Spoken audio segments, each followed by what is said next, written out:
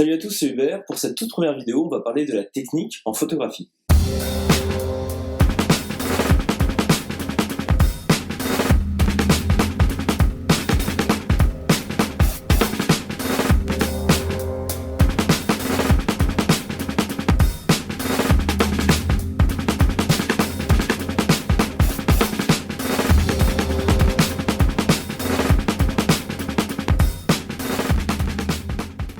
Alors photographie vient du grec photo, la lumière, et du suffixe graphie qui désigne l'écriture ou le dessin.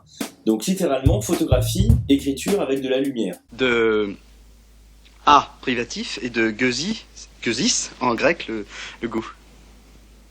Perte de goût. Bah oui, quoi, perte de goût, c'est du grec. Grosso modo, tous les appareils photo qu'on utilise aujourd'hui fonctionnent un petit peu de la même manière. Un appareil photo, c'est une boîte noire sur le fond de laquelle il y a un capteur. Celui-ci a pour fonction de capter la lumière qui va entrer dans la boîte. De l'autre côté, il y a l'ouverture par laquelle entre la lumière. La taille de l'ouverture change selon le réglage d'un diaphragme. Donc pour faire simple, les rayons lumineux frappent un objet ou une scène, puis passent par le diaphragme pour atteindre le capteur durant un certain temps. Jusqu'ici, c'était la partie facile, maintenant on va voir comment tout cela fonctionne. Pour commencer, le capteur. Sa sensibilité se calcule en ISO. À l'époque de la photographie argentique, on achetait sa pellicule en fonction de sa sensibilité, mais aujourd'hui, les appareils photo numériques nous permettent de régler cette donnée avant chaque photo s'il le faut. Les réglages classiques en ISO ressemblent à ça: 100, 200, 400, 800, 1600. S'il fait un plein soleil et qu'il y a suffisamment de lumière, vous pouvez vous mettre sur 100 ou 200. S'il fait gris, mettez-vous sur 400 ou 800. Et 1600, c'est si vous faites de la photo de nuit. Même si ça a l'air très pratique de pouvoir augmenter comme ça la sensibilité du capteur, vous risquez de voir apparaître sur vos photos du bruit. On l'appelle souvent grain, même si en photo numérique c'est un abus de langage. Le bruit, ce sont des perturbations qui arrivent de manière aléatoire sur le cliché. Parfois c'est esthétique, parfois non. Venons-en maintenant aux caractéristiques du diaphragme. Le diaphragme possède une valeur qui est donnée par votre objectif. Par exemple, un des objectifs de base qu'on a quand on achète un appareil photo, c'est le 18-55. 18-55, c'est la distance focale en millimètres qui caractérise la lentille. Et juste après, c'est écrit f sur 3,5-5,6. Et ça correspond aux caractéristiques de l'ouverture du diaphragme. Sur l'appareil photo, ce réglage s'écrit 1 sur un chiffre compris entre 3,5 et 5,6. Puisque c'est une fraction, on comprend tout de suite que plus le chiffre en dessous du 1 est petit, plus le résultat sera grand, et inversement. Je dis ça pour vous donner un repère. En gros, plus vous vous rapprochez du 1 sur 3,5, plus votre diaphragme va être ouvert.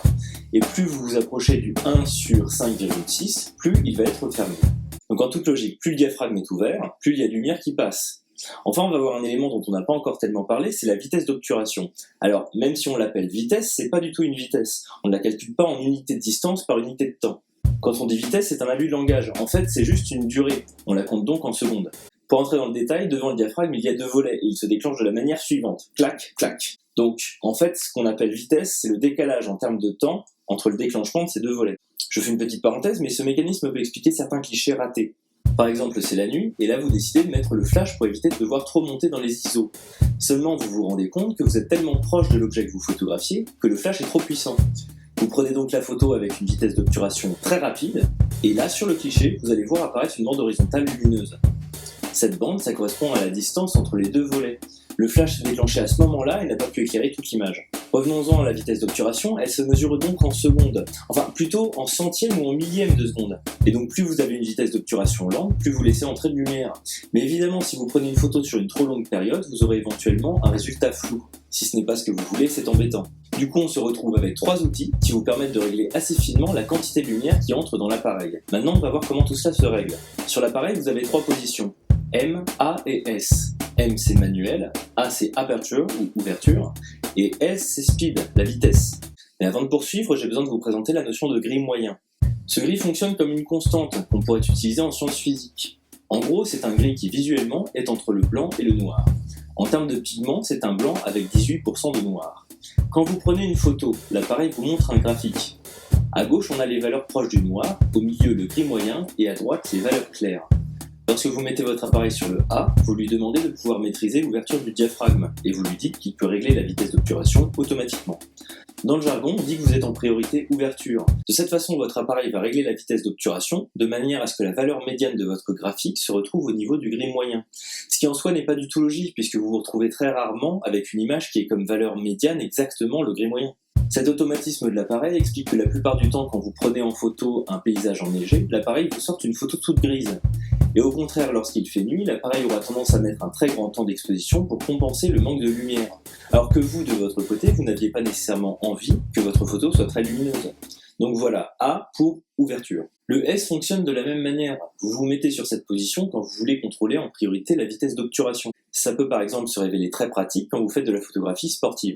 Pour prendre un exemple, si vous prenez un cheval qui court, vous aurez envie de donner une impression de vitesse. Si vous restez fixe et que vous prenez une photo longue, vous aurez l'arrière-plan net et le cheval flou. Au contraire, si vous suivez le mouvement du cheval avec votre appareil, le cheval apparaîtra net alors que le fond sera flou. On aura bien une impression de vitesse. Il nous reste une chose à voir, c'est le réglage manuel. M permet donc de régler à la fois la vitesse d'obturation et le diaphragme. Ça peut être assez pratique quand vous êtes dans une situation soit particulièrement sombre, soit particulièrement claire, où vous voulez soit très peu de lumière, soit énormément de lumière sur votre cliché. Un exemple au hasard, la photo de concert. Il nous reste 2 petits éléments à voir, mais je voudrais les aborder dans un autre épisode, donc je ne fais qu'un résumé. On va commencer par le réglage de la température de la lumière, qu'on appelle aussi balance des blancs. Comme vous le savez certainement, quand il fait beau, la lumière est chaude, et quand il fait gris, la lumière est froide. Ça, c'est une donnée qu'il faut expliquer à votre appareil photo. Alors c'est très facile, il y a des pré-réglages sur tous les appareils. Quand il fait beau, vous vous mettez sur le petit soleil, quand il fait gris sur le petit nuage, etc. Le dernier élément qu'on a à voir, c'est la profondeur de champ, mais c'est une variable qui dépend d'énormément d'éléments et qui mérite son épisode à lui tout seul, donc on ne le verra pas aujourd'hui. Alors vu comme ça a l'air très compliqué, surtout raconté en 5 minutes, mais en fait ça ne l'est pas tant que ça.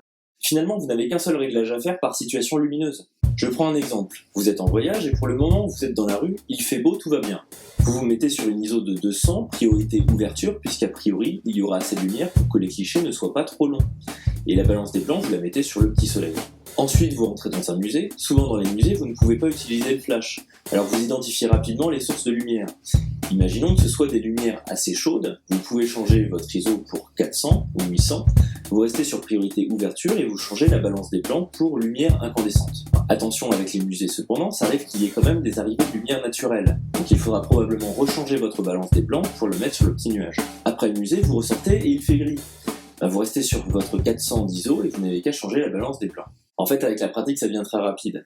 Donc voilà, aujourd'hui, on a vu tous les réglages qu'on pouvait faire sur un appareil photo numérique. La prochaine fois, on parlera de la qualité de la lumière, des objectifs et de la profondeur de champ. À bientôt!